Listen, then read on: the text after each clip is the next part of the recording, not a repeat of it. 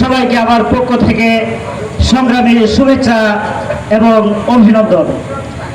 সংগ্রামী সহযোদ্ধা বন্ধুগণ, আপনারা জানেন 52 ভাষা আন্দোলন, 71 স্বাধীনতা সংগ্রাম, 24 গণঅভ্যুত্থান, প্রতিটি আন্দোলনের প্রতিটি সংগ্রামে বাংলাদেশের উলামায়ে কেরাম অগ্রণী ভূমিকা পালন করেছিল।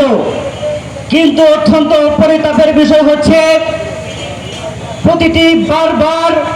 প্রতিটি সময়ে আমাদের উলামায়ে কেরামের সেই অবদানকে তারা গুরুত্ব দেয়নি, তারা অবমূল্যায়ন করেছে।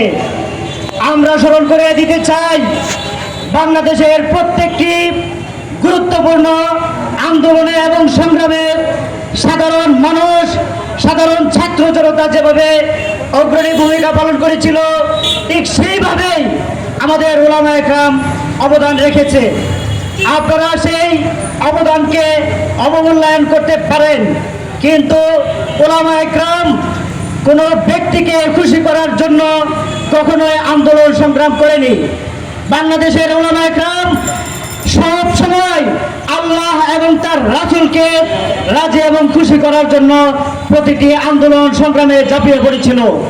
আপনারা জানেন সংগ্রামী ভাই ও বন্ধুগণ, 24 গণঅভ্যুত্থানে পীর সাহেব চরমোনাই যে অবদান রেখেছিল, সেটা রাজপথে তিনি একেবারে অকপটে দ্ব্যর্থহীন কণ্ঠে তিনি বলেছিলেন, পিশাচ, আমার সন্তানের বুকে তুই গুলি চালিয়েছ কেন? সেই কণ্ঠ এখনো পর্যন্ত বাংলার মানুষের চোখে ভাসে, এখনো পর্যন্ত সেই দৃশ্যটা আমরা দেখতে পাই। কিন্তু পীর সাহেব চরমোনাই সেই দ্ব্যর্থহীন কণ্ঠ এখনো পর্যন্ত কেউ স্বীকার করতে চায় না।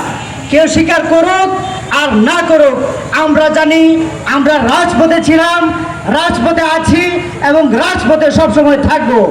যে কোনো অন্যায়ের বিরুদ্ধে আমাদের কণ্ঠ সবসময় সমন্বিত থাকবে। সংগ্রামী সহযোদ্ধা বন্ধুগণ, আজকে আমরা যারা বাংলার আপামর সাধারণ মানুষ আছে, তাদেরকে আমরা বলবো, দেশের উলামায়ে কেরাম দেশের তরে, মানুষের তরে, সমাজের তরে, দেশের কল্যাণে সব সময় নিবেদিত প্রাণ হয়ে কাজ করে এসেছে। দেশের উলামায়ে কেরামের সেই অবদান, সেই শ্রম, সেই ত্যাগকে আপনারা স্বীকার করুন এবং তাদেরকে নিয়ে আপনারা সবসময় সহযোগিতার হাত তাদের পাশে আপনারা থাকুন এবং তাদের সহযোগিতা আপনারা এগিয়ে আসুন। ইনশাআল্লাহ উলামায়ে কেরামের যে বন্ধুত্বপূর্ণ সম্পর্ক এবং যে জনসম্পৃক্ততা, সেই জনসম্পৃক্ততা সবসময় বহাল থাকবে। উলামায়ে কেরাম দেশ এবং জনগণের তরে সবসময় কাজ করে যাবে। এবং এই আজকের যে অনুষ্ঠানের আয়োজন করা হয়েছে ইসলামী যুব আন্দোলনের পক্ষ থেকে, আমরা যুব আন্দোলনকে আমরা অনেক অনেক কৃতজ্ঞতা জানাচ্ছি। পাশাপাশি ছাত্র আন্দোলন এই প্রোগ্রাম বাস্তবায়নে অনেক সহযোগিতা করেছে, আমরা তাদেরকেও কৃতজ্ঞতা জানাই।